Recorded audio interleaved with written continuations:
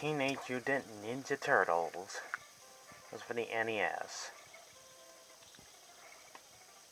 I heard lots of people think this game is bad.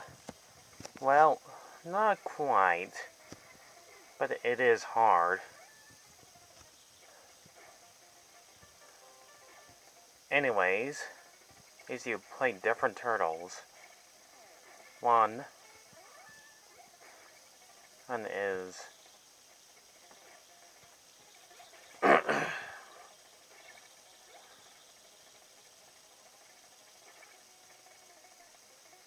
the turtles have different weapons. Like our hero,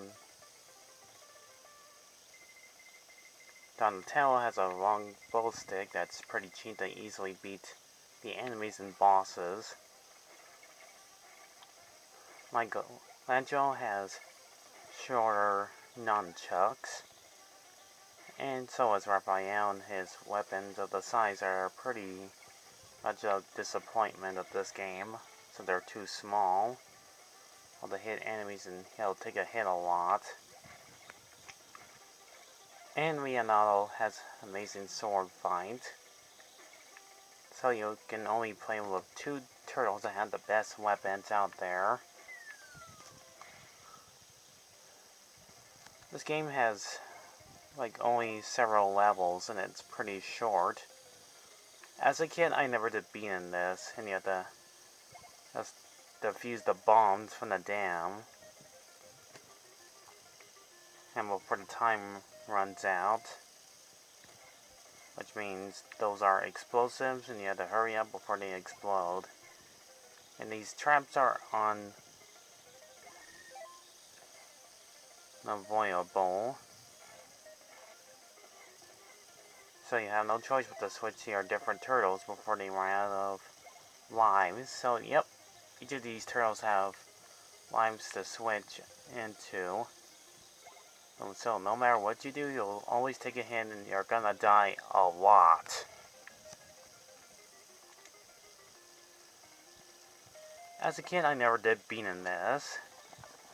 But since we're in 2019, and this game's already 30 years old, well, the basic plot of this game is our heroes. Those in the half shell to defeat the Shredder that kidnapped Master Splinter, which you're obviously seeing right now.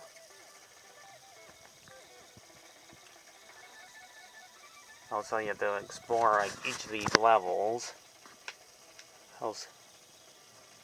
Also, and take down the Shredder once and for all, and most likely fight the easiest bosses. This isn't enemies. And you ride the vehicle, which you can also fight off the Foot Clan enemies. Speaking of enemies, I don't remember seeing these guys in the show. The robots, these, whatever they are, that's jumping around. And yeah, that'll happen. The turtles will probably die when you lose them. Or they're called in this game captured. Or if you find them, you can restore your turtles back to all four of them.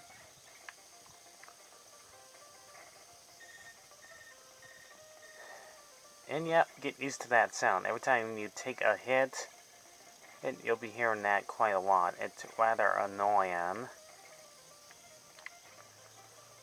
Also, I almost forgot to mention this game is presented by Ultra that did other games such as Q-Bird for the NES and some other interesting games.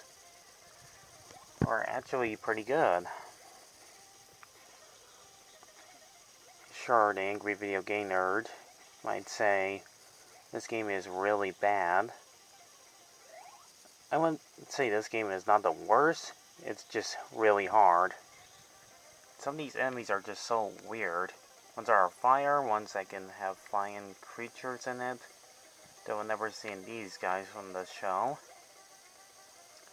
There's the ones with chainsaws, a giant frog, and a robotic turtle, and you say Master Splinter. least the music's good to listen to. The graphics from NES doesn't look half bad. Sure, I might get dislikes to this video or not. But I would not disagree on how much this game would not be that terrible. Oh, it's just really difficult. The slight problem with this game is trying to get to the pizza and tougher signs. At the time you jump perfectly to jump inside where you had to collect pizza at your health.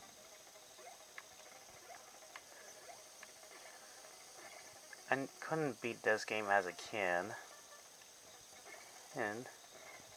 But you can always watch out for traps and dangerous weapons that every enemy would throw at you.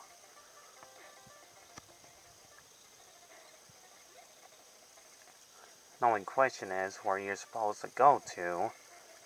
It was a mystery.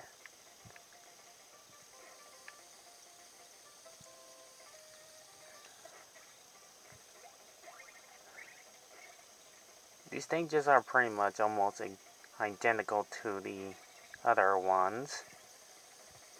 But for an NES game, it looks pretty much passable. And look at that. How are you supposed to get that in time before those spikes come near you? And that pizza slice is also there too. How are you supposed to get to that one? At least the bosses in this NES game look pretty cool. For an old graphic game from the early 80s, this looks amazingly good. When you get to the final stage, you have to go on the Technodrome.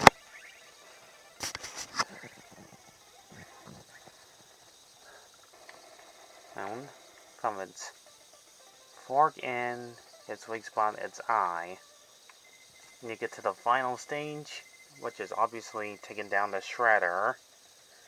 And you have to fight these unavoidable enemies, which is impossible to take no damage from these enemies.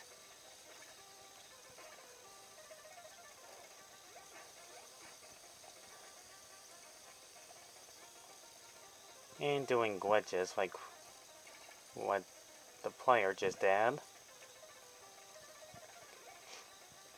But once you get through all that and defeat the final boss which is Shredder,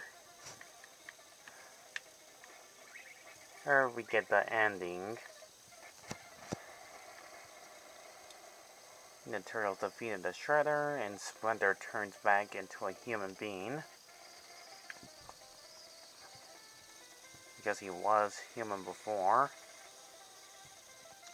Overall, this game was actually not terrible, is what people say. At least both opening and the ending to this game are pretty good. We only get like a few seconds of cutscenes.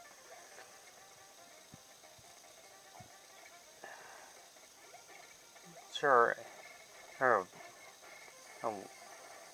Mike and James are watching this right now or not.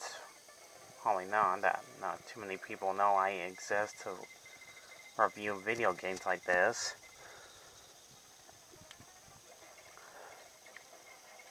But basically the sequel to this game is slightly better, since there was an arcade to be the very first Teenage Mutant Ninja Turtles game that came out in 1989. But that was only for the sequel.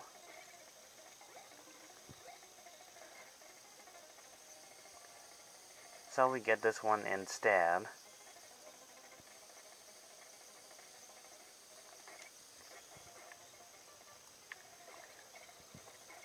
So all I can say is to end this video and leave a few likes and more views to the video, like what the turtles say.